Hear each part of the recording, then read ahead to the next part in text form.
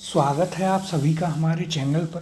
पिछली क्लास में हमने अपना नया चैप्टर स्टार्ट किया था जो कि क्या था, जो कि था आपका कि ब्रिटिश शासन का भारतीय अर्थव्यवस्था पर प्रभाव। उसमें हमने आपके स्थायी बंदोबस्त यानी कि permanent settlement, ryotwari system, ryotwari जो प्रणाली थी उनके ऊपर बेस्ड कुछ क्वेश्चंस किए थे। आज की इस क्लास में हम बचे हुए क्वेश्चंस को करेंगे। तो आइए शुरुआत करते हैं पहले प्रश्न के साथ। वह प्रथा जिसके तहत किसान स्वयं भूमि का मालिक होता है और सरकार को भू राजस्व के भुगतान के लिए जिम्मेदार माना जाता है। ऑप्शन है इसके: ए जमींदारी प्रथा, बी रैयतवाड़ी प्रथा, सी महालवाड़ी प्रथा, ऑप्शन डी दहसाला प्रथा, या फिर ऑप्शन ई उपरोक्त में से कोई नहीं या एक से अधिक। तो इसका सही उत्तर है ऑप्शन नंबर बी रैयतवाड़ी प्रथा। हमने पूरा डिस्कशन किया था कि रैयतवाड़ी जो था सिस्टम वो कैप्टन रीड और टॉमस मुनरो ने लागू किया था। सबसे पहले इसे लागू किया उन्होंने कहाँ पर, तो 1792 में इसे लागू किया गया सबसे पहले। कहाँ, तो तमिलनाडु के बारामहाल क्षेत्र से। फिर उसके बाद 1809 में टॉमस मुनरो ने कुछ क्षेत्रों में और 1820 से इसे पूरे मद्रास में लागू कर दिया गया था। इसमें क्या सिस्टम था, तो इसमें किसानों को उनकी ज़मीन का मालिक बनाया गया, उनको पट्टे दे दिए गए और किसानों से सीधा सीधा वहाँ पर जो कर है यानी कि टैक्स कलेक्शन है वो सीधे किसानों को ही सरकार को देना होता था। इसमें कोई भी बिचौलिया नहीं था, यानी कि इसमें जमींदार नहीं थे। अगला प्रश्न है, नीचे दो कथन दिए गए हैं जिनमें से एक को कथन ए और दूसरे को कारण आर कहा गया है। तो कथन ए क्या है, ब्रिटिश सरकार ने भारत के अलग अलग भागों में भू राजस्व की अलग अलग व्यवस्था लागू की थी। कथन आर है, इससे भारतीय किसानों में अलग अलग वर्ग बन गए। नीचे दिए गए कूटों में से सही उत्तर को चुनिए। ऑप्शन ए है, ए और आर दोनों सही हैं और आर ए की सही व्याख्या करता है। बी, ए और आर दोनों सही हैं परंतु आर ए की सही व्याख्या नहीं करता है। सी, ए सही है परंतु आर गलत है। डी, ए गलत है परंतु आर सही है। तो देखिए इसका सही उत्तर होगा यहाँ पर कौन सा, तो सही उत्तर होगा आपका ऑप्शन नंबर ए और आर यानी कि असर्शन और रीजन दोनों ही सही हैं और जो कारण है वो आपके ए की सही व्याख्या भी यहाँ पर करता है। अब यदि देखिए हम इसकी बात करें, इस पर थोड़ा डिस्कशन करें, तो यहाँ पर अलग अलग जो व्यवस्थाएं हैं वे लागू की गई भू राजस्व के लिए। कौन कौन सी, जैसे स्थायी बंदोबस्त प्रणाली थी, रैयतवाड़ी व्यवस्था थी, महलवाड़ी था, ये सभी यहाँ पर लागू किए गए। परमानेंट सेटलमेंट जो था वो आपके बंगाल वाले क्षेत्र में था। इसके अलावा हम यदि बात करें रैयतवाड़ी तो वह आपके मद्रास और बॉम्बे में था। फिर महलवाड़ी जो था वो आपका सेंट्रल प्रोविंस और इनमें था, यानी कि यूपी, मध्य प्रदेश, पंजाब इसके कहीं क्षेत्रों में था। अब इन सभी में क्या था, इन सभी में अलग अलग सिस्टम था। किसी में किसानों को सीधे सीधे ज़मीन का मालिक बनाया, कहीं उनके ऊपर जमींदार बने, कहीं कुछ और सिस्टम था। तो इससे क्या हुआ, इससे वो क्या होता है कि पहली चीज़ तो कि अलग अलग व्यवस्था लागू हुई सब जगह और इसमें किसानों के अलग अलग वर्ग बन गए। जिन किसानों को रैयतवाड़ी में सीधे सीधे ज़मीन का मालिक बनाया गया वे उस सिस्टम से खुश थे क्योंकि वे कम से कम अपनी ज़मीन के स्वयं मालिक बने। जहाँ जमींदार थे वहाँ किसान बहुत ज़्यादा नाखुश था। तो इस प्रकार से एक अलग अलग वर्ग किसानों में उससे उत्पन्न हुए, कहीं किसान खुश थे कहीं नाखुश थे। तो ये आपके इसलिए जो कथन है उसका कारण यहाँ पर सही माना गया है।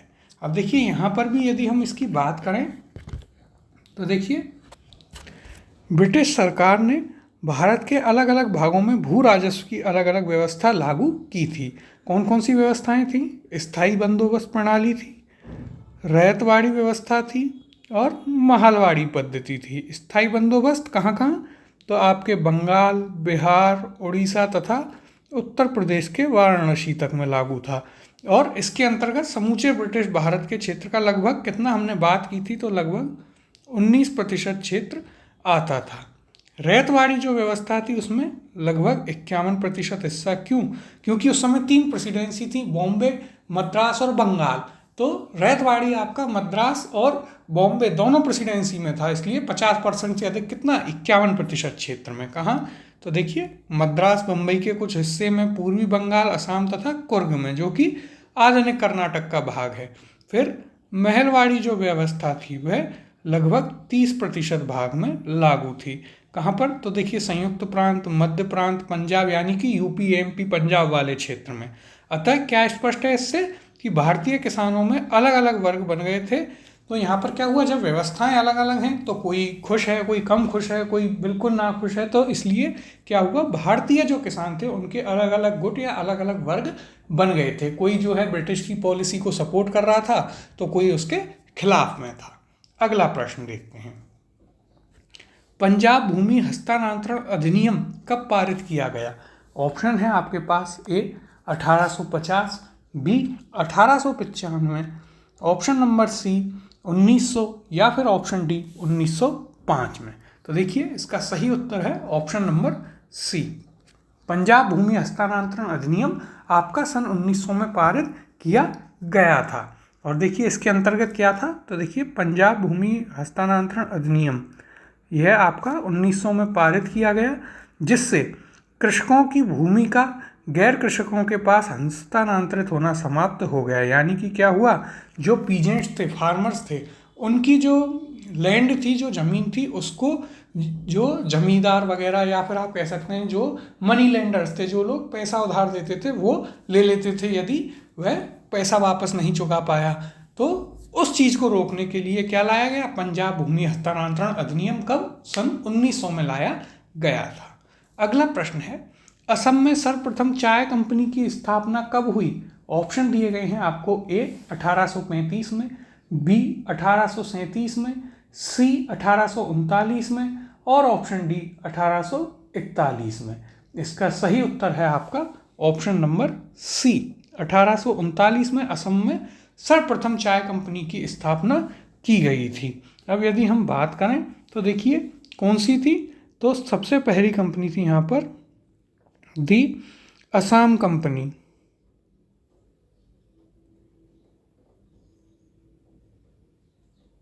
अठारह में यह कंपनी बनती है। पहली चाय कंपनी असम में कौन सी? दी असम कंपनी, उसी के नाम पर है। इंपॉर्टेंट है, फैक्ट याद रखना है और इजी भी है याद रखने में। तो देखिए यहाँ पर यदि हम चर्चा करें तो असम में सर्वप्रथम चाय कंपनी की स्थापना 1839 में हुई थी। यह कंपनी 5 लाख रुपए की पूंजी के साथ इंग्लैंड में स्थापित की गई थी तथा नजीरा असम में इस कंपनी का मुख्यालय था। दी असम कंपनी, जैसा कि हमने अभी आपको बताया, नाम याद रखना इम्पॉर्टेंट है। भारत की सबसे पुरानी व्यावसायिक चाय कंपनी है जो वर्तमान में भी कार्यरत है। तो देखिए यह वह कंपनी है, आप अंदाज़ा लगाइए कितनी पुरानी कंपनी है कि 1839 से और आज तक यह चल रही है। तो हमें याद रखना है, सबसे पहले असम में जो चाय कंपनी थी उसकी स्थापना 1839 में की जाती है। नाम क्या था? दी असम कंपनी। वैसे ब्रिटेन की कंपनी थी लेकिन मुख्यालय इसके कहाँ पर? नजीरा असम, यहाँ पर भी इसके मुख्यालय स्थित थे और आज भी यह कंपनी कार्य करती है। अगला प्रश्न है, सूची 1 को सूची 2 से सुमेलित कीजिए तथा सूचियों के नीचे दिए गए कूटों को सही चुनिए। तो देखिए यहाँ पर यदि हम बात करें तो सूची 1 क्या है? सूची 1 में आपको कुछ सिस्टम दिए गए हैं, जैसे जजमानी, 12 बलूट, मिरासी और अड़ाड़े। सूची 2 में स्थानों के नाम दिए गए हैं, उत्तर भारत, कर्नाटक, महाराष्ट्र और तमिलनाडु। अब हमें इन्हें मैच करना है। तो देखिए यहाँ पर हम बात करते हैं कि कौन सा सिस्टम कहाँ पर लागू था। तो सबसे पहले है आपका जजमानी। तो जजमानी जो सिस्टम है वह आपका था कहाँ? तमिलनाडु में। तो यह एक आपका A4 से मैच हो जाएगा। फिर था आपका 12 बलूट। 12 बलूट कहाँ? तो 12 बलूट आपका महाराष्ट्र में। तो यह आपका 3 से मैच होगा। फिर मिरासी, जो कि एक कम्युनिटी भी है, मिरासी कम्युनिटी। तो यह कहाँ होती है? यह होती है आपके कहाँ पर? यदि हम बात करें तो देखिए यहाँ पर हम यदि देखें तो देखिए जजमानी जो है, मिरासी आपके तमिलनाडु में होते हैं और यहाँ पर यदि हम देखें तो जजमानी जो है, तो जजमानी आपके कहाँ होंगे? जजमानी होंगे आपके कहाँ पर? जजमानी उत्तर भारत में। ए आपका 1 से, मिरासी 4 तमिलनाडु से, और फिर हम बात करें अड़ाड़े। तो अड़ाड़े कहाँ पर? तो अड़ाड़े फिर आपके कर्नाटक। तो यहाँ पर आपका सही कूट क्या बन रहा है? यहाँ पर सही कूट आपके पास बना 1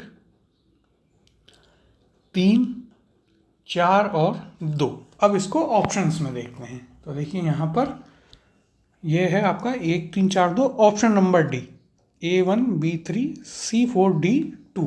ऑप्शन नंबर डी इसका यहाँ पर सही उत्तर होगा। अगले प्रश्न की ओर चलते हैं।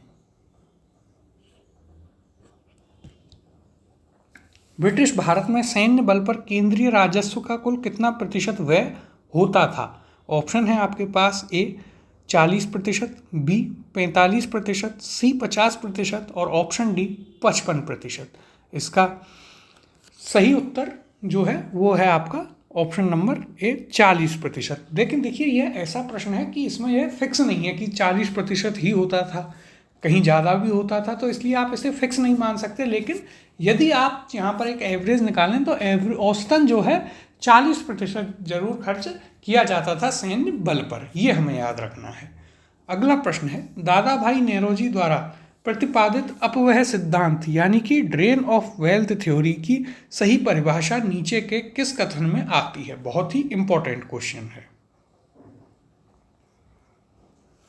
ऑप्शंस दिए गए हैं। ए, देश के संसाधनों का उपयोग ब्रिटेन के हित में किया जा रहा था। बी, भारत की राष्ट्रीय संपदा का एक भाग अथवा कुल वार्षिक उत्पादन ब्रिटेन को निर्यात कर दिया जाता था, जिसके लिए भारत को कोई वास्तविक प्रतिफल नहीं मिलता था। ऑप्शन सी है, साम्राज्यवाद शक्ति के संरक्षण में ब्रिटिश उद्योगपति पत्नियों को भारत में निवेश के अवसर दिए जाते थे। और ऑप्शन डी है, भारत में ब्रिटिश सामान का आयात किया जाता था और यूँ देश को दिन प्रतिदिन अधिकाधिक गरीब बनाया जाता था। तो देखिए यहाँ पर हमें बताना है, जो दादा भाई नेरोजी ने ड्रेन ऑफ वेल्थ थ्योरी दी, ये क्या थे? ये आपके एक मॉडरेट यानी कि उदारवादी नेता थे कांग्रेस के। और जो फर्स्ट फेज है नेशनलिज्म का, राष्ट्रवाद का, वो वैसे भी आपका इकोनॉमिक नेशनलिज्म कहलाता है, यानी कि आपका कौन सा जो इकोनॉमी से रिलेटेड नेशनलिज्म था, वहाँ ज़्यादा जोर इस चीज़ पर डाला गया कि किस प्रकार जो है अंग्रेज हमें लूट रहे हैं। उन्होंने जो मॉडरेट्स थे, इसलिए उनका योगदान बहुत ही महत्वपूर्ण है। उन्होंने भारत के लोगों को ये चीज़ समझाई और उसी में दादा भाई नेरोजी ने क्या दिया? उन्होंने अपव्यय सिद्धांत दिया, यानी कि ड्रेन ऑफ वेल्थ थ्योरी दी। अब यहाँ पर इसका जो सही उत्तर होगा वह होगा आपका ऑप्शन नंबर बी, जो कि है भारत की राष्ट्रीय संपदा का एक भाग अथवा कुल वार्षिक उत्पादन ब्रिटेन को निर्यात यानी कि एक्सपोर्ट कर दिया जाता था, जिससे भारत को कोई लाभ नहीं हो रहा था। अब देखिए यदि हम इसकी बात करें तो क्या होता था कि जो ब्रिटिश थे, अंग्रेज थे, वे भारत की चीज़ों को प्रयोग में लेते थे। यहाँ पर भारत का जो रॉ मटेरियल था, हमारा कच्चा माल होता था, उसे यहाँ से किसानों से, काश्तकारों से, उन सब लोगों से लेकर के अब शिप्स में, जहाज़ों में लाद करके इंग्लैंड भेज दिया करते थे। वहाँ कंपनियाँ उन्हें आर्टिफिशियल तरीके से बनाती थीं और वो वापस भारत में लाया जाता था और यहीं के लोगों को बेच दिया जाता था। तो आप देखिए कि इससे क्या नुकसान हो रहा था। पहली चीज़, भारत का जो पैसा है, अब उस समय पैसा तो कम चलता था, सोने चांदी में ज़्यादा डील होती थी, तो सोना चांदी कहाँ पहुँच जाता था? इसी बहाने वह पहुँच जाता था इंग्लैंड। इंग्लैंड से सामान यहाँ आया, यहाँ पर लोगों को बेचा जा रहा है और बेच करके उनसे पैसे ले लिए जा रहे हैं। तो यहाँ पर जो अंग्रेज थे उनको डबल फायदा हो रहा है, सोना चांदी भी ले जा रहे हैं, पैसे भी ले जा रहे हैं, और तीसरा फायदा कि भारत का जो खुद का मार्केट था, खुद का बाजार था, वह बुरी तरीके से पिट गया और पूरी तरीके से अंग्रेजों के सामान जो थे उन्होंने बाजार पर कब्जा कर लिया। तो यही जो है, इसी सिद्धांत को दादा भाई नेरोजी ने काफ़ी अच्छे से उन्होंने एक्सप्लेन किया और इन्होंने इसके लिए एक नाम दिया, और वो नाम क्या था? तो वो नाम था आपका ड्रेन ऑफ वेल्थ थ्योरी। अब देखिए यहाँ पर हम इसकी चर्चा कर लेते हैं कि यह क्या कह रहा है। तो देखिए, धन के बहिर्गमन या अपवाह ड्रेन की राष्ट्रवादी परिभाषा का तात्पर्य भारत से धन संपत्ति एवं माल का इंग्लैंड में हस्तांतरण था, जिसके बदले में भारत को इसके समतुल्य कोई भी आर्थिक, वाणिज्यिक या भौतिक प्रतिलाभ नहीं होता था। यदि आप आज के समय में देखेंगे तो हमारे यहाँ से यदि कोई रॉ मटेरियल लेके जा रहा है, कोई देश कुछ ले रहा है, तो उसका फ़ायदा हमें होता है, वो देश हमारे देश की सरकार को पैसे देता है। लेकिन उस समय तो ये हो ही नहीं रहा था, यहाँ से सिर्फ और सिर्फ चीज़ें जा रही थीं, भारत को मिल कुछ नहीं रहा था। अपवाह सिद्धांत के तहत इसी अप्रतिफल निर्यात पर बल दिया गया। दादा भाई नेरोजी धन के बहिर्गमन के सिद्धांत के सबसे पहले और सर्वाधिक प्रखर प्रतिपादक थे। उन्होंने अपने लेखों एवं पुस्तकों, इम्पॉर्टेंट है, हमें याद रखनी है, इंग्लैंड डेट टू इंडिया, पूछा जा सकता है कि यह किसकी पुस्तक है। Poverty and un British rule in India, जो कि बहुत ही फेमस बुक है दादा भाई नेहरू जी की। The wants and means of India तथा on the commerce of India के माध्यम से अपने अपवाह सिद्धांत को प्रतिपादित किया था। तो देखिए यहाँ पर हमने बात की है किसकी, तो यहाँ पर हमने बात की है आपके ड्रेन ऑफ वेल्थ थ्योरी की। यहाँ पर बात की गई है ड्रेन ऑफ वेल्थ थ्योरी की। किसके द्वारा दी गई, तो यह दी गई दादा भाई नेहरू जी के द्वारा। और इनकी कुछ इंपॉर्टेंट बुक्स हैं, वो हमें ज़रूर याद रखनी है। कौन कौन सी, तो देखिए यहाँ पर बुक्स के नाम भी दिए गए हैं। सबसे famous poverty and un British rule in India, फिर England debt to India, the wanted and means of India और on the commerce of India. यानी कि जहाँ भी आपको इकोनॉमी से रिलेटेड बुक मिले तो वह दादा भाई नेहरू जी की है।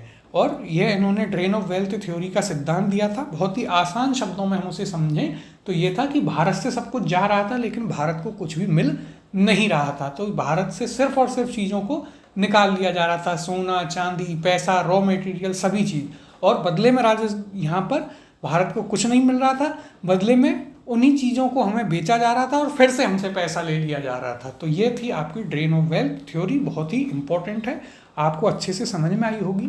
आसान शब्दों में भी इसे समझाने की कोशिश की है जिससे आपको आसानी से यह समझ में आए और आप क्वेश्चन को वहाँ पर अटेम्प्ट कर सकें। अगला प्रश्न देखते हैं, निम्न में से किसने निकास के सिद्धांत का प्रतिपादन किया था, यानी कि ड्रेन ऑफ वेल्थ का। ऑप्शन है आपके पास, ए दादा भाई नेहरू जी, बी गोपाल कृष्ण गोखले, सी लोकमान्य तिलक, या फिर ऑप्शन डी मदन मोहन मालवीय। इसका सही उत्तर है आपका ऑप्शन नंबर ए दादा भाई नेहरू जी। इनकी जो पुस्तकें हैं उनके नाम आपको जरूर याद रखने हैं। कौन कौन सी हैं, तो देखिए इनकी पुस्तकें हैं, पहली कौन सी थी, इंग्लैंड्स डेट टू इंडिया, पहली पुस्तक जो हमें याद रखनी है, बहुत ही इंपॉर्टेंट है, इनकी बुक्स को याद रखना है। दूसरी यदि हम बात करें तो दूसरी बुक कौन सी थी, तो दूसरी बुक थी इनकी poverty and un British rule in India, poverty and un British rule in India. फिर हम बात करें यदि तीसरी बुक जो हमें याद रखनी है वो कौन सी थी, on the commerce of India.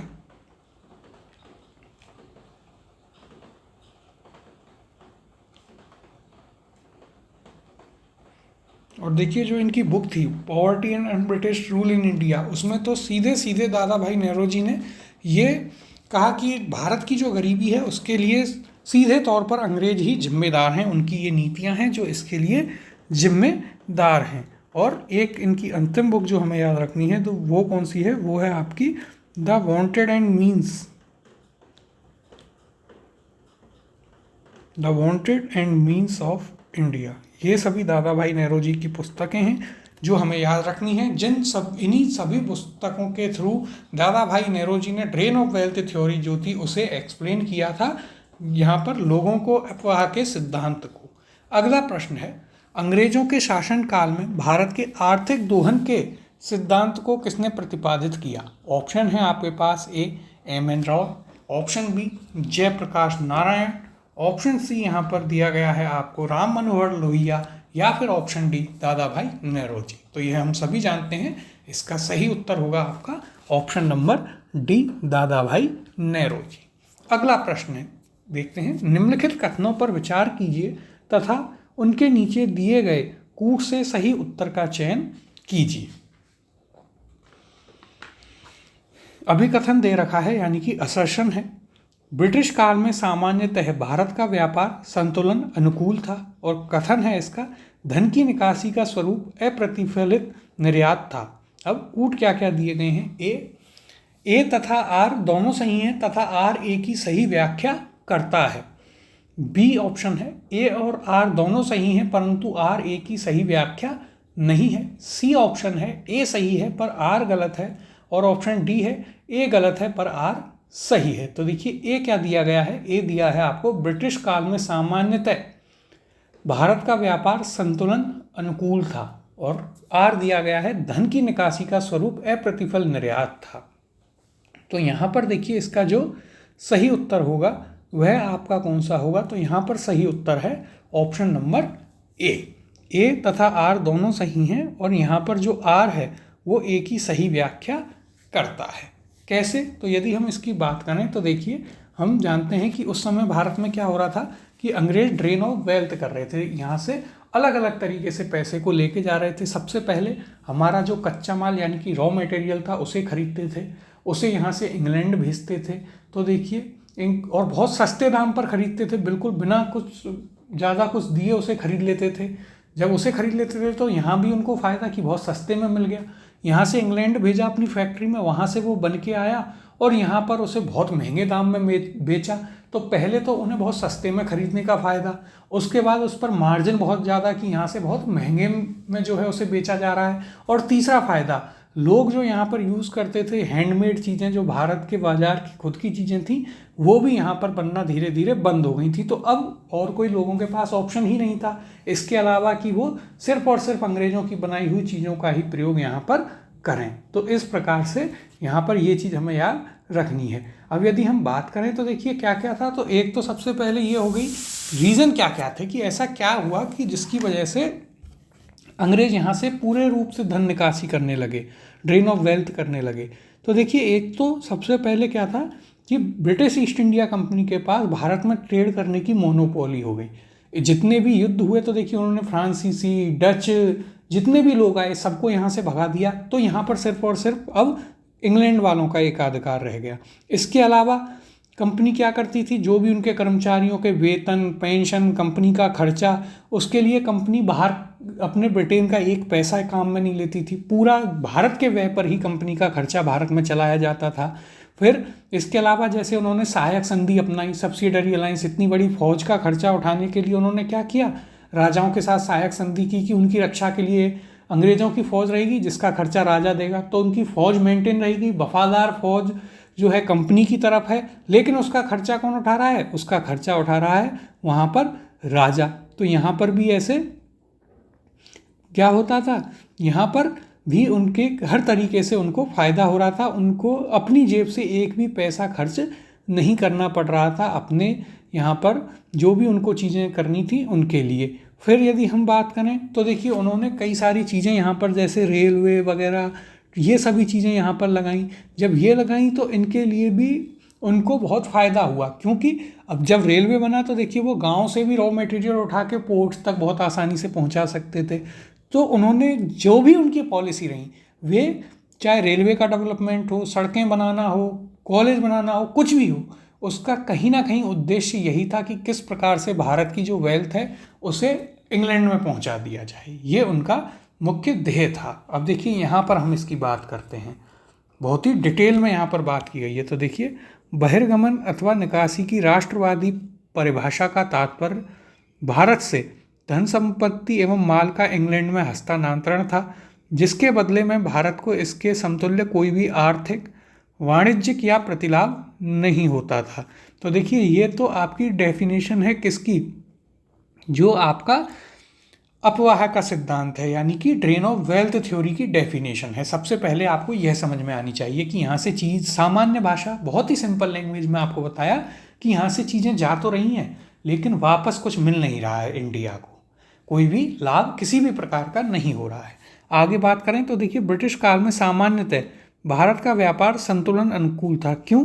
क्योंकि इस दौर में आयात की तुलना में अधिक निर्यात होता था, यानी कि क्या होता था, इंपोर्ट से ज़्यादा एक्सपोर्ट हो रहा था। और यदि आप इकोनॉमी की परिभाषा देखते हैं तो परिभाषा के अकॉर्डिंग तो बात सही है कि यहाँ पर क्या है, जहाँ एक्सपोर्ट ज़्यादा हो रहा है तो वो तो अच्छी चीज़ है देश के लिए, लेकिन उसके बदले में कुछ नहीं मिल रहा था, यह नुकसान की बात थी। ईस्ट इंडिया कंपनी के धन निष्कासन के स्रोत क्या क्या थे, तो देखिए पहला, व्यापारिक एकाधिकार से प्राप्त लाभ, जो कि हमने आपको बताया कि उनकी ट्रेड मोनोपोली थी। इसके अलावा कंपनी के कर्मचारियों के वेतन एवं पेंशन, कंपनी के निवेशकों को दिए जाने वाला लाभांश आदि। तो जो हमने आपसे बात की कि यहाँ पर क्या होता था कि जो कंपनी पहली चीज़ कि उनको क्या मिला, यहाँ पर ट्रेड मोनोपोली, सिर्फ अंग्रेज़ों की कंपनी ही यहाँ पर व्यापार करती थी, तो ना कोई कंपटीशन था ना कोई और था, जो उनके मन में आया वही करेंगे, जो वो बना रहे हैं वही लेना पड़ेगा, ये लोगों की मजबूरी थी। दूसरा कि कंपनी यहाँ पर भारत में जो उनके खर्चे थे वो भारत के पैसे से चला रही थी, तो उनका एक पैसा यहाँ पर किसी चीज़ में खर्च नहीं हो रहा, सिर्फ और सिर्फ आमदनी हो रही है। फिर देखिए, कंपनी द्वारा जो पैसा इंग्लैंड भेजा जाता था वही पैसा पुनः भारत में विदेशी ऋण तथा पूंजी निवेश के रूप में प्राप्त होता था, परंतु इस पूंजी निवेश का उद्देश्य देश का विकास नहीं बल्कि भारतीय साधनों का अधिकाधिक शोषण था। जो हमने बात कही कि उनकी सिर्फ और सिर्फ एक ही पॉलिसी थी कि किस तरीके से भारत के जो रिसोर्सेज हैं उनको इतना यूटिलाइज कर लिया जाए अपने फेवर में कि हमें मैक्सिमम प्रॉफिट हो। देखिए 1813 के पश्चात इस आर्थिक निकास ने अप्रतिफल निर्यात रूप धारण कर लिया। यदि हम बात करें तो देखिए शुरुआत में तो क्या होता था, जब शुरू में यहाँ पर व्यापार चालू हुआ यूरोपियों द्वारा, अंग्रेजों द्वारा, तो वे बाहर सामान, तो वो यहाँ से सिर्फ सामान ले जाते थे, इंग्लैंड में बनाते थे और वहीं बेचते थे, तो हमें उसके बदले में बहुत मोटा धन लाभ यहाँ पर होता था। लेकिन धीरे धीरे जब हम सब्जेक्ट की क्लास करेंगे तो वहाँ हम इसको देखेंगे कि कैसे धीरे धीरे ये पॉलिसी चेंज हो जाती है कि भारत को कुछ नहीं मिल रहा और सब कुछ जो है अंग्रेज़ों को ही मिल रहा है। फिर देखिए आगे क्या कहा गया, 1914 के पहले भारत में अंग्रेजी पूंजी निवेश केवल उन आर्थिक ऊपरी साधनों में लगाए गए जैसे रेलवे, सड़क, व्यापारिक जहाज, खनिज उद्योग एवं वित्तीय संस्थाओं में जो अंग्रेजी उद्योगों के अनुपूरक थे। यह भी हमने आपको बताया कि इन्वेस्टमेंट सारी ऐसी जगह का किया गया जहाँ से अंग्रेज़ों को बेनिफिट हो। रेलवे में क्यों किया गया, गांव तक रेलगाड़ी पहुँचे, आसपास तक सारा कच्चा माल लाद के और सीधे पोर्ट पर पहुँचा दे, और इनमें भारतीय औद्योगिक विकास के लिए कोई स्थान नहीं था। दादा भाई नेहरूजी ने धन के निकास को अनिष्टों का अनिष्ट यानी कि ईवल ऑफ ईवल्स, यह भी आपको याद रखना है, की संज्ञा दी और इसे भारत की निर्धनता का मुख्य कारण बताया, जो कि ड्रेन ऑफ वेल्थ थ्योरी उनकी बुक है, उसमें बहुत अच्छे से इसको एक्सप्लेन किया है। इसलिए यहाँ पर क्या हुआ, यहाँ पर आपका ए और आर दोनों सही है और आर जो है ए का सही रीज़न भी है, सही कारण भी है। तो देखिए ये आपको यहाँ पर काफ़ी अच्छे से समझ में आया होगा, अच्छे से आराम से आपको समझाया है, बहुत ही इजी लैंग्वेज में, और डिटेल में इसके ऊपर हमने डिस्कशन भी किया है। अब अगले प्रश्न की ओर चलते हैं। क्या कहता है अगला प्रश्न, निम्नलिखित में से कौन भारत में उपनिवेशवाद का आर्थिक आलोचक था या आलोचक थे। कौन कौन के नाम दिए गए हैं, पहला दादा भाई नेहरूजी, दूसरा जी सुब्रमण्यम अय्यर, तीसरा आरसी दत्त, और नीचे दिए गए कूट का प्रयोग कर सही उत्तर का चयन कीजिए। ऑप्शन है आपके पास, ऑप्शन ए केवल एक, ऑप्शन बी केवल एक और दो, ऑप्शन सी दो और तीन, या फिर ऑप्शन डी एक, दो और तीन। और ये देखिए यह आपका यूपीएससी प्रीलिम्स में पूछा गया क्वेश्चन है, तो आपके लिए यह क्वेश्चन वैसे भी इम्पोर्टेंट हो जाता है। तो देखिए यदि हम बात करें तो दादा भाई नेहरूजी का नाम तो सभी को पता है, लेकिन उस समय के जितने भी उदारवादी नेता थे यानी कि मॉडरेट लीडर्स थे, मैंने इसीलिए आपको पहले बताया था कि जो मॉडरेट लीडर्स थे उनका जो फेज है मॉडरेट पॉलिटिक्स का, फर्स्ट फेज ऑफ नेशनलिज्म या नेशनल मूवमेंट जिसे कहते हैं, वो आपका क्या कहलाता है, वो इकोनॉमिक नेशनलिज्म कहलाता है। वह आपका क्या कहलाता है, इकोनॉमिक नेशनलिस्ट। तो यहाँ पर आपको याद रखना है जो भी आपके मॉडरेट लीडर्स थे वो आपके इस चीज़ से संबंधित रहेंगे। बहुत सारे ऐसे लीडर्स थे जैसे कि कई हो सकते हैं, जैसे एम.जी. रानाडे थे, ठीक है, फिर इसके अलावा और कई अधिकारी कोई लोग थे। तो देखिए यहाँ पर यदि हम बात करें दादा भाई नेहरूजी बिल्कुल सही है, जी सुब्रमण्यम अय्यर यह भी सही है, और ये बहुत ही इम्पोर्टेंट हैं क्योंकि द हिंदू जो अखबार आता है वो इन्हीं के द्वारा इस्टेब्लिश किया गया था। कौन सा, तो द हिंदू अखबार इन्हीं के द्वारा इस्टेब्लिश किया गया था। तो यह भी एक इनके बारे में बहुत ही इम्पोर्टेंट फैक्ट आपको याद रखना है। और आर.सी. दत्त भी जो हैं वे भी उस समय के ही यहाँ पर क्या थे, वे भी उस समय के मॉडरेट एक लीडर थे। तो यानी कि इसका उत्तर क्या हो जाएगा, इसका उत्तर होगा आपका ऑप्शन नंबर डी, 1, 2 और 3 इसका यहाँ पर सही उत्तर होगा। तो देखिए हमें याद रखना है, बहुत ही इंपॉर्टेंट चीज़ जो आपको याद रखनी है वो क्या है कि जो मॉडरेट्स का फेज है यानी कि उदारवादी राजनीति का जो फेज है वही आपका इकोनॉमिक नेशनलिज्म का फेज है। उन लोगों ने मुख्य ध्यान इसी चीज़ पर दिया कि भाई कैसे जो है अंग्रेज यहाँ से चीज़ों को बाहर ले जा रहे हैं और हमें उसके बदले में कुछ नहीं मिल रहा है, कैसे यह भारत में गरीबी का एक प्रमुख कारण बनते जा रहा है। अब देखिए यहाँ पर भी हम इसकी चर्चा कर लेते हैं। तो देखिए 1870 से 1905 जो कि फर्स्ट फेज ऑफ नेशनलिज्म है, उसके बीच बहुत से भारतीय बुद्धिजीवियों ने ब्रिटिश शासन के आर्थिक पहलू को विश्लेषित किया, उस पर काफ़ी रिसर्च की कि आखिर ये इनका मॉडल क्या है, ये लोग कर क्या रहे हैं। इनमें 3 लोगों का योगदान सबसे महत्वपूर्ण रहा। कौन कौन? पहले दादा भाई नेरोजी, दूसरे महादेव गोविंद रानाडे यानी कि एमजी रानाडे, और तीसरे आईसीएस अधिकारी रमेश चंद्र दत्त। ये तीनों बहुत ही इंटेलेक्चुअल टाइप पर्सनैलिटी थे और इन्होंने काफ़ी रिसर्च किया कि आखिर इनका मॉडल है क्या, ये हमारे देश के साथ कर क्या रहे हैं। इन्होंने भारत का आर्थिक इतिहास लिखा। इन तीनों के अतिरिक्त जीवी जोशी, जी सुब्रमण्यम अय्यर, देखिए यहाँ भी दे रखा है, दी हिंदू समाचार पत्र के संस्थापक और संपादक, फिर गोपाल कृष्ण गोखले समेत अनेक राजनीतिक कार्यकर्ता और पत्रकारों ने तत्कालीन अर्थव्यवस्था के हर पहलू का गहराई से विश्लेषण किया। ये लोग इस निष्कर्ष पर पहुंचे कि भारत के आर्थिक विकास के रास्ते में सबसे बड़ी बाधा उपनिवेशवाद यानी कि कॉलोनियलिज्म है।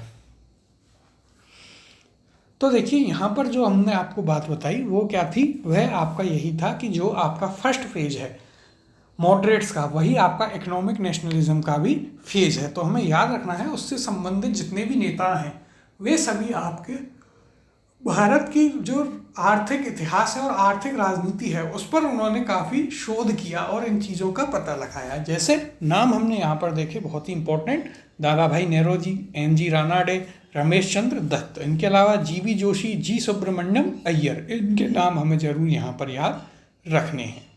अगला प्रश्न है, निम्नलिखित में से कौन दादा भाई नेरोजी के उत्सारण सिद्धांत यानी कि ड्रेन थ्योरी में विश्वास नहीं रखता था? ऑप्शन है आपके पास, A Bal Gangadhar Tilak, B RC Dutt, C MG Ranade, option D sir Syed Ahmad Khan. तो देखिए यहाँ पर यदि हम बात करें तो बाल गंगाधर तिलक भी जो हैं आपके एक्सट्रीमिस्ट लीडर थे, लेकिन वे जो ड्रेन ऑफ वेल्थ थ्योरी थी उसको बहुत अच्छे से मानते थे।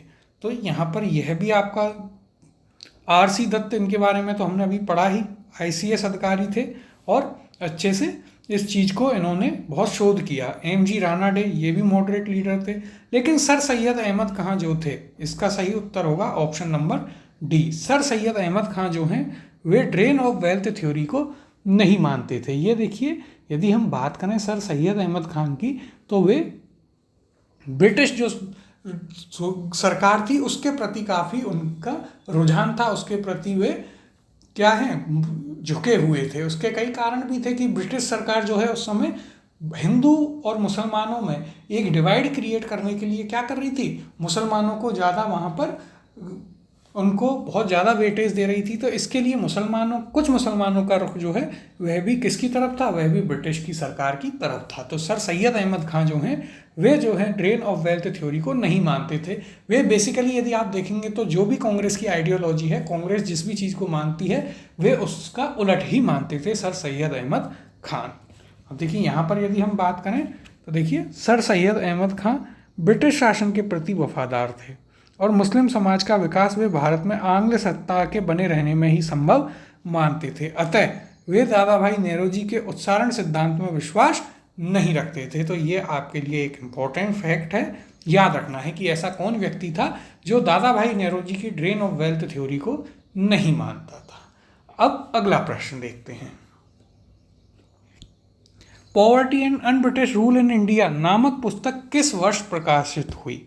ऑप्शन है आपके पास, ए सन 1900 में, ऑप्शन बी 1901 में, ऑप्शन सी 1902 में और ऑप्शन डी 1903 में। तो देखिए यदि हम बात करें poverty and un British rule in India, इसके सबसे पहले तो आपको लेखक पता होने चाहिए। लेखक कौन थे? तो देखिए इसके लेखक थे आपके कौन, दादा भाई नेरोजी। अब यदि हम बात करें कि ये बुक कब लिखी गई, तो कब प्रकाशित हुई, तो इसका सही उत्तर होगा आपका ऑप्शन नंबर बी, 1901 में।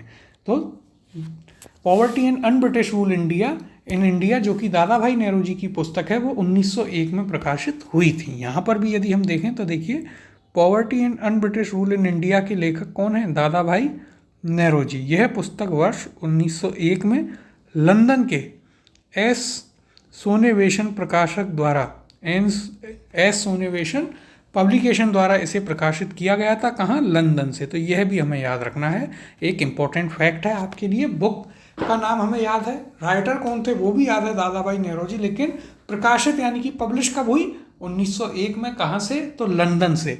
एस सोनेवेशन जो इसका पब्लिकेशन था, उसके द्वारा इसे प्रकाशित किया गया था। अब अगले प्रश्न की ओर चलते हैं।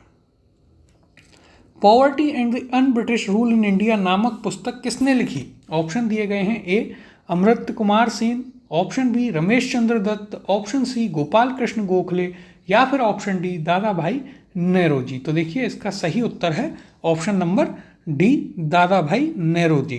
कब? तो देखिए 1901 में यह प्रकाशित हुई, और कहाँ से हुई, तो हमने अभी चर्चा करी थी कि यह 1901 में लंदन से प्रकाशित की गई थी। अब देखिए यहाँ पर यदि हम बात करें इसके बारे में थोड़ी, तो देखिए दादा भाई नेहरू जी, इन्होंने 1865 में WC बनर्जी के साथ मिलकर लंदन इंडिया सोसाइटी का गठन किया। किसका? लंदन इंडिया सोसाइटी का गठन किया। तो देखिए इसलिए एक्सप्लेनेशन को देखना बहुत ही ज़रूरी है, क्योंकि आपको कई सारे नए नए फैक्ट्स यहाँ पर देखने को मिलते हैं। लंदन इंडिया सोसाइटी का गठन कब हुआ? 1865 में। किस किस ने किया? दादा भाई नेहरू जी और WC बनर्जी ने। फिर जिसका कार्य भारत के दुख दर्दों का प्रचार करना था। 1892 में लिबरल पार्टी के टिकट पर ब्रिटिश हाउस ऑफ कॉमन्स के लिए चुने जाने वाले वे पहले भारतीय भी थे। कौन? दादा भाई नेहरू जी। दादा भाई नेहरू जी ने अपनी पुस्तक poverty and un-British rule in India में स्पष्ट रूप से ब्रिटिश शासन के दौरान भारत की आर्थिक दुरावस्था पर प्रकाश डाला तथा धन के बहिर्गमन अथवा धन के निकास सिद्धांत का सर्वप्रथम प्रतिपादन किया था। किसका? ड्रेन ऑफ वेल्थ थ्योरी का। तो हमें देखिए दो इंपॉर्टेंट फैक्ट यहाँ पर मिले।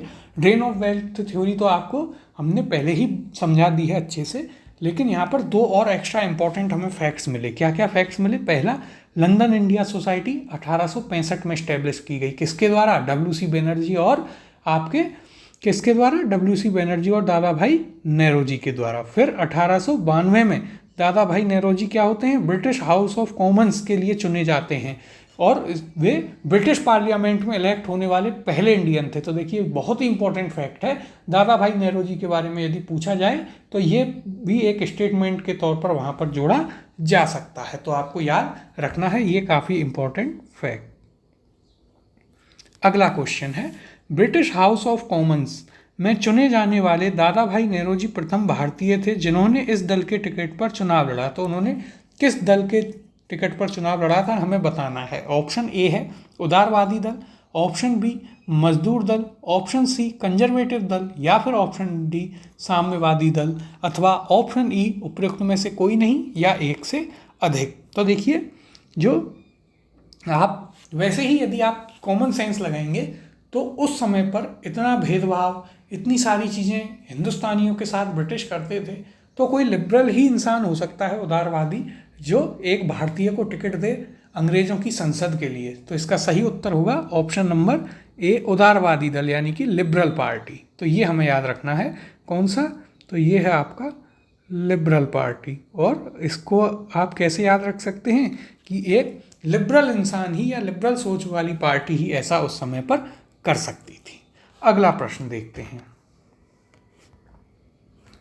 ब्रिटिश शासन के समय अर्थव्यवस्था को खोखला करने यानी कि इकोनॉमिक ड्रेन के सिद्धांत के बारे में पुस्तक किसने लिखी थी? ऑप्शन है आपके पास, ए लाला लाजपत राय, बी महात्मा गांधी, सी पंडित जवाहरलाल नेहरू, या फिर ऑप्शन डी दादा भाई नेहरू जी। तो हम जानते हैं कि इस पर बहुत काम किया किसने? दादा भाई नेहरू जी ने। तो इसका सही उत्तर होगा ऑप्शन नंबर डी, दादा भाई नेहरू जी।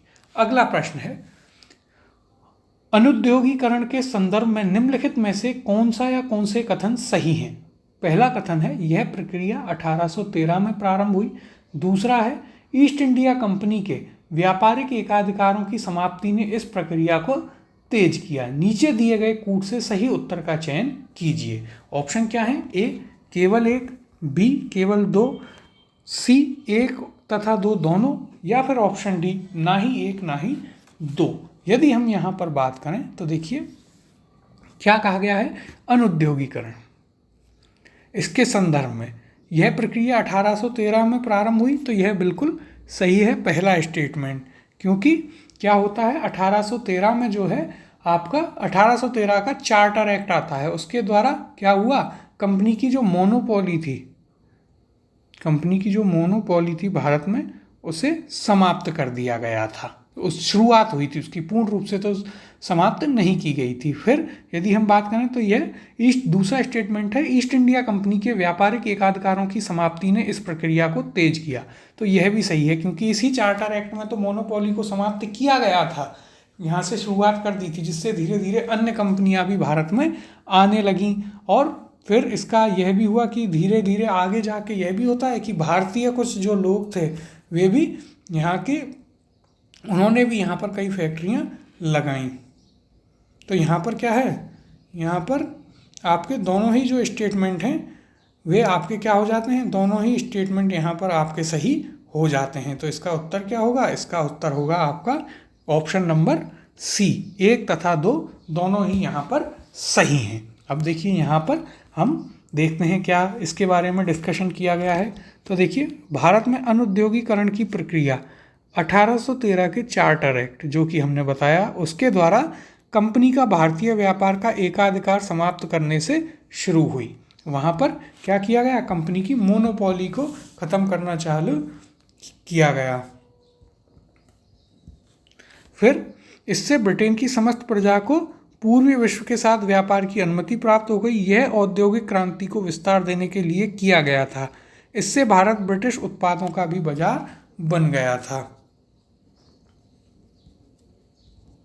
तो ये आपको यहाँ से समझ में आया होगा कि आखिर यह प्रक्रिया क्या थी। पहले एक ही कंपनी थी, फिर ब्रिटिश की बहुत सारी कंपनियां भारत में आ गईं और एक तरीके से भारत क्या बन के रह गया, एक तरीके से भारत जो है ब्रिटिश बाजार बन करके रह गया था। भारत का अपने बाजार में, खुद के ही बाजार में कुछ बचा नहीं था। अगला प्रश्न है, निम्नलिखित कथनों पर विचार कीजिए। दादा भाई नेहरू की भारतीय राष्ट्रीय आंदोलन को सर्वाधिक प्रभावी देन थी कि पहला, उन्होंने इस बात को अभिव्यक्त किया कि ब्रिटेन भारत का आर्थिक शोषण कर रहा है। दूसरा, उन्होंने प्राचीन भारतीय ग्रंथों की व्याख्या की और भारतीयों में आत्मविश्वास जगाया। तीसरा, उन्होंने सभी सामाजिक बुराइयों के निराकरण की आवश्यकता पर सर्वोपरि जोर दिया। उपयुक्त में से कौन सा या कौन से कथन सही हैं? ऑप्शन है आपके पास, ए केवल एक, बी केवल दो और तीन, ऑप्शन सी केवल एक और तीन, या फिर ऑप्शन डी एक, दो और तीन। और यह आपका यूपीएससी प्रीलिम्स में पूछा गया क्वेश्चन है। तो देखिए यहाँ पर यदि हम बात करें तो पहला कथन क्या कह रहा है, उन्होंने इस बात को अभिव्यक्त किया कि ब्रिटेन भारत का आर्थिक शोषण कर रहा है। यह आपका बिल्कुल सही है और ऐसा करने वाले वे पहले व्यक्ति थे।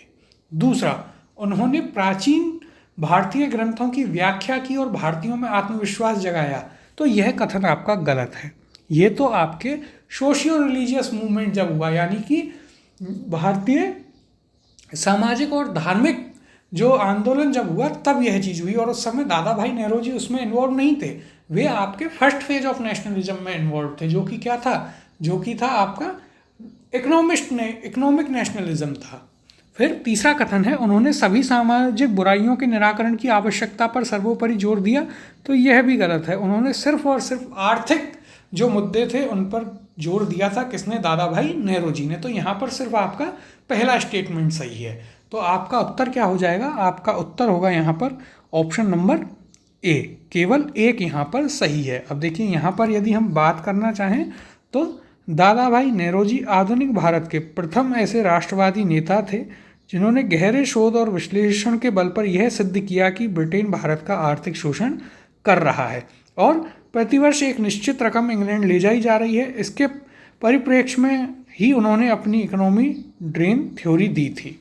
तो ये हमें यहाँ पर, हम इस पर ऑलरेडी काफ़ी बात कर चुके हैं। अब अगला प्रश्न देखते हैं। किसने यह विचार किया था कि भारत में ब्रिटिश आर्थिक नीति घिनौनी है? ऑप्शन है आपके पास ए बाल गंगाधर तिलक, बी दादा भाई नौरोजी, सी कार्ल मार्क्स या फिर ऑप्शन डी एडम स्मिथ। और ये आपके लिए इम्पोर्टेंट क्वेश्चन है क्योंकि अधिकतर जो है इसमें उत्तर करेंगे दादा भाई नौरोजी, लेकिन वह आपका गलत उत्तर होगा। इसका सही उत्तर होगा आपका option number C Karl Marx जो है उसका यह विचार था कि भारत में ब्रिटिश आर्थिक नीति बहुत ही घिनौनी है और बहुत ही घटिया है।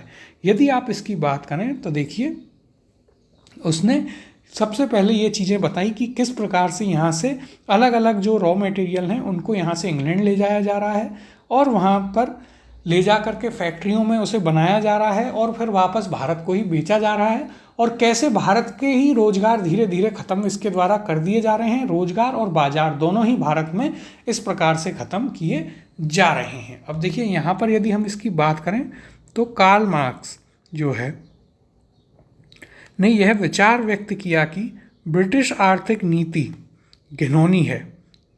अंग्रेजी हस्तक्षेप से सूत काटने वाला तो लंकाशायर में रहता है, तंतुवाय बंगाल और उसका आर्थिक आधार समाप्त होने के कारण लगभग लुप्त हो चुका है। लाखों चरखों और हथकरघों ने असंख्य काटने वाले बुनकरों को जन्म दिया तथा वे समाज के केंद्र बिंदु बने रहे थे, किंतु अब इस देश में विदेशी सूती कपड़े की मानो बाढ़ आ गई है। तो उसका क्या कहना था, उसने कहीं ना कहीं यही चीज़ समझाई कि भारत में क्या हो रहा है कि जो भारत के व्यापार थे वे तो ख़त्म हो गए हैं, अब यहाँ पर सिर्फ और सिर्फ विदेशी जो कपड़े हैं उनकी यहाँ पर बाढ़ आ गई है। यहाँ पर जो चरखे हैं, हथकरघे हैं, वे सभी खत्म होते जा रहे हैं। और वह उसका यह विचार था कि ब्रिटिश आर्थिक नीति जो है भारत में बहुत ही घिनौनी है। तो इसका सही उत्तर क्या है आपका कार्ल मार्क्स, जो कि एक कम्युनिस्ट थिंकर था। तो ये चीज़ हमें बहुत अच्छे से याद रखनी है। इसमें देखते ही दादा भाई नौरोजी आपको आंसर लग सकता है, लेकिन इसका सही उत्तर क्या होगा, कार्ल मार्क्स। इंपॉर्टेंट क्वेश्चन है, याद रखना है। अगले प्रश्न की ओर चलते हैं। दक्षिण भारत में सिंचाई व्यवस्था का अग्रदूत किसे माना जाता है? ऑप्शन है आपके पास A sir Arthur Cotton, B colonel Baird Smith, option C lieutenant Blane या फिर option D colonel Robert Smith. इसका सही उत्तर है option number A sir Arthur Cotton, जो कि एक इंजीनियर था। उसने जो है दक्षिण भारत में क्या किया, सिंचाई व्यवस्था काफ़ी अच्छे से लागू की थी। तो देखिए यहाँ भी यदि आप देखेंगे तो सर आर्थर कॉटन ब्रिटिश सिंचाई अभियंता थे, एक इंजीनियर थे, इरिगेशन इंजीनियर। उन्होंने दक्षिण भारतीय राज्यों की सिंचाई व्यवस्था हेतु उल्लेखनीय कार्य किया, इसलिए सर आर्थर कॉटन को दक्षिण भारत का सिंचाई व्यवस्था का अग्रदूत भी माना जाता है। तो ये फैक्ट भी आपको याद रखना है। अगला प्रश्न है, भारत के इतिहास के संदर्भ में निम्नलिखित युग्मों पर विचार कीजिए। पहला है औरंग राजकोष का प्रभारी, दूसरा बेनियान ईस्ट इंडिया कंपनी का भारतीय एजेंट, तीसरा मिरासीदार राज्य का नामित राजस्वदाता। उपयुक्त युग्मों में से कौन सा या कौन से सही सुमेलित हैं? ऑप्शन दिए गए हैं, ए केवल 1 और 2, ऑप्शन बी केवल 2 और 3, ऑप्शन सी केवल 3 और ऑप्शन डी 1, 2 और 3। और यह आपका यूपीएससी प्रीलिम्स 2020 में पूछा गया क्वेश्चन है और काफ़ी डीप फैक्ट से लिया गया क्वेश्चन है। आपको ईजिली यह कहीं भी देखने को नहीं मिलता है। तो देखिए यहाँ पर पहला दिया गया है आपको क्या, पहला दिया गया है औरंग राजकोष का प्रभारी। तो देखिए औरंग क्या होता था, औरंग कहा जाता है गोदाम को। तो यह आपका गलत सुमेलित है। फिर है बेनियान ईस्ट इंडिया कंपनी का भारतीय एजेंट। तो देखिए यह आपका सही है। और तीसरा है मिरासीदार राज्य का नामित राजस्वदाता। तो यह भी आपका एक सही मैच किया गया है। तो यहाँ पर आपका सही उत्तर क्या होगा, यहाँ पर सही उत्तर होगा आपका ऑप्शन नंबर बी, केवल 2 और 3 जो हैं वे यहाँ पर सही सुमेलित हैं। इंपॉर्टेंट क्वेश्चन है। अब देखिए इस पर हम थोड़ी यहाँ पर डिस्कशन कर लेते हैं। तो देखिए सबसे पहले औरंग, औरंग क्या है, औरंग फारसी शब्द है जिसका अर्थ क्या होता है, जिसका अर्थ होता है गोदाम, जो कि हमने आपको बताया भी था कि औरंग का अर्थ होता है गोदाम। यहाँ पर बिक्री से पहले माल का भंडारण किया जाता था। ध्यात है कि औरंग शब्द का प्रयोग कई बार कार्यशाला यानी कि वर्कशॉप्स के लिए भी किया जाता है। फिर बात करें बेनियान या बनिया, तो यह पारंपरिक वणिक समुदाय के व्यापारी थे जो ईस्ट इंडिया कंपनी के एजेंट के रूप में कंपनी एवं भारतीय कारीगरों के बीच मध्यस्थ का काम करते थे। तो देखिए बनिया जिन्हें हम सामान्यतः भारत में बोला जाता है, एक वाणिज्यिक समुदाय है, एक जाति है, उन्हें ही बेनियान कह दिया जाता था। वे क्या करते थे, वे ईस्ट इंडिया कंपनी और जो भारत के कारीगर थे, किसान थे, उन सभी के बीच में वे एजेंट का काम किया करते थे। फिर यदि हम बात करें मिरासी, तो मिरासी तो एक समुदाय भी है जो अरबी शब्द है जिसका अर्थ क्या होता है, जिसका अर्थ होता है उत्तराधिकारी। रैयतवाड़ी प्रणाली में सरकार द्वारा मिरासीदारों को राज्य का इकलौता नामित राजस्वदाता माना गया था। तो यहाँ पर आपका पहला तो क्या है, पहला सही सुमेलित नहीं था, बाकी के दो आपके सही सुमेलित थे, इसलिए यहाँ पर उत्तर हुआ केवल 2 और 3, और तीनों ही हमें याद रखने हैं कि कौन सा क्या होता है, इंपॉर्टेंट है फैक्चुअली आपके लिए। अगला प्रश्न देखते हैं। आर्थिक तौर पर 19वीं शताब्दी में भारत पर अंग्रेजी शासन का एक परिणाम था। ऑप्शन ए है भारतीय हस्तशिल्पों के निर्यात में वृद्धि, ऑप्शन बी भारतीयों के स्वामित्व वाले कारखानों की संख्या में वृद्धि, ऑप्शन सी भारतीय कृषि का वाणिज्यीकरण, या फिर ऑप्शन डी नगरीय जनसंख्या में तीव्र वृद्धि। और यह आपसे यूपीएससी प्रीलिम्स 2018 में पूछा गया। तो देखिए इजी क्वेश्चन है, बस थोड़ा सा आपको यहाँ पर सोच के इसका जवाब देना है। तो देखिए ऑप्शन ए क्या कहता है, भारतीय हस्तशिल्पों के निर्यात में वृद्धि। जी नहीं, यहाँ पर तो उल्टा हो रहा था। जो हस्तशिल्प था भारत का, उसे बिल्कुल ठप्प कर दिया गया था, किसके द्वारा, अंग्रेजों के शासन में। फिर ऑप्शन बी है भारतीयों के स्वामित्व वाले कारखानों की संख्या में वृद्धि, तो यह भी नहीं हो पाया, सिर्फ और सिर्फ ब्रिटिश कारखाने थे। सी है भारतीय कृषि का वाणिज्यीकरण, तो यह आपका सही उत्तर है, ऑप्शन नंबर सी। क्या हुआ, एग्रीकल्चर का कॉमर्शियलाइजेशन हुआ। क्यों, तो देखिए नील की खेती होती थी जो कि एक कमर्शियल क्रॉप थी, इसके अलावा कपास की खेती करवाई जाती थी, कॉटन की, वो भी एक कॉमर्शियल फार्मिंग थी। पहले जो है भारत में खेती सिर्फ और सिर्फ उतनी ही की जा सकती थी जिससे काम चले राज्य का, लेकिन अंग्रेजों ने इसे एक कॉमर्शियल यानी कि वाणिज्यिक रूप दिया, जो कि हम आगे काफ़ी डिटेल में बात करेंगे। और नगरीय जनसंख्या में वृद्धि यह भी नहीं था। तो यहाँ पर सही उत्तर होगा आपका कौन सा, ऑप्शन नंबर सी। तो यह यहाँ पर आपका सही उत्तर होगा। और देखिए हम वैसे भी जानते हैं कि भारत की चाय, कॉफ़ी, इसके अलावा नील, ओपियम, अफीम, ये सभी जो हैं वाणिज्यिक क्रॉप हैं, यानी कि कमर्शियल क्रॉप हैं, जो कि विदेशों में बहुत महंगी ब्रिटेन के द्वारा बेची जाती थी। तो इसलिए उन्होंने बहुत जोर डाला भारत के किसानों पर वाणिज्यिक खेती करने के लिए। और इसलिए जो है 19वीं शताब्दी में भारत पर अंग्रेजी शासन का आर्थिक तौर पर परिणाम क्या था, कमर्शियलाइजेशन ऑफ एग्रीकल्चर, यानी कि खेती का वाणिज्यीकरण। अगले प्रश्न की ओर चलते हैं। तो देखिए उससे पहले यहाँ पर भी क्या बात की गई है कि 1813 के चार्टर एक्ट द्वारा क्या होता है, कंपनी की, ईस्ट इंडिया कंपनी की मोनोपोली, ट्रेड मोनोपोली जो है, एकाधिकार, उसको समाप्त कर दिया गया था। किसको, तो देखिए ट्रेड मोनोपोली जो थी उसको एंड कर दिया गया और मुक्त व्यापार की नीति अपनाई गई। किसके लिए, सिर्फ इंग्लैंड की कंपनियों के लिए। इंग्लैंड में औद्योगिक क्रांति उफान पर थी, अतः इंग्लैंड को अपने उद्योगों के लिए सस्ते माल की आवश्यकता थी। इस प्रकार भारत को कच्चे माल का उत्पादन करने वाला देश बनाकर रख लिया गया। इसके अतिरिक्त भारत में पूंजीवादी व्यवस्था के बढ़ने के साथ साथ नई लगान नीति के कारण किसान को अब नकद राशि की आवश्यकता थी। पहले उससे फसल ले ली जाती थी राजस्व के रूप में, गेहूँ, बाजरा, ये सब ले लिया जाता था, जिससे राज्य का भी काम चलता रहे और कुछ किसान का भी चलता रहे। लेकिन अब यहाँ पर बदलाव आ गया। यहाँ पर क्या हुआ, यहाँ पर टैक्स सीधे कैश के रूप में लिया जाने लगा, जिससे क्या होता है, फिर किसान जमींदारों से लोन लेता था, जो मनी लेंडर्स थे उनसे पैसा लेता था, और जब नहीं चुका पाता था तो वह अपनी ज़मीन भी खो बैठता था। और धीरे धीरे इसी कारण से क्या हुआ है, धीरे धीरे इन्हीं कारणों से आपका यहाँ पर किसान रिवोल्ट यानी कि पीजेंट रिवोल्ट्स हुए, विद्रोह हुए। इसलिए किसान भी उन फसलों को उगाने के लिए विवश हुए जिनका बाजार में क्रय विक्रय हो सके, जबकि इससे पूर्व किसान केवल उन्हीं फसलों को उगाता था जिनकी खपत स्थानीय स्तर पर होती थी। चाय, रबर, कॉफ़ी, नील, रेशम, जूट, तंबाकू जैसी वाणिज्यिक फसलों के उत्पादन की शुरुआत हो गई, जो ब्रिटिश पूंजीवाद की पहली पसंद थी। इन फसलों के लिए उन्हें यूरोपीय बाजारों में अत्यधिक कीमत प्राप्त होती थी। इस प्रकार उत्पादन के स्वरूप और प्रकृति में मूलभूत परिवर्तन हुए और भारतीय कृषि का वाणिज्यीकरण हो गया। तो देखिए, एक इंपॉर्टेंट रीजन क्या था कि जो टैक्स था, लैंड रेवेन्यू था, भू राजस्व था, वो जो है अब कैसे देना होता था किसान को, वो देना होता था कैश की फॉर्म में। अब पहले तो किसान सिर्फ गेहूं, बाजरा, चावल यही सब फसलें कर रहा था और इन्हीं में से कुछ फसल दे देता था राज्य को और वो टैक्स हो जाता था। लेकिन ब्रिटिश सरकार ने क्या किया कि अब वो कैश के फॉर्म में लेंगे। गेहूं, बाजरा ये इतने बिकते नहीं थे, तो उस किसान ने क्या किया, किसान ने धीरे धीरे कैश क्रॉप उगाना चालू कर दिया, वाणिज्यिक फसलें।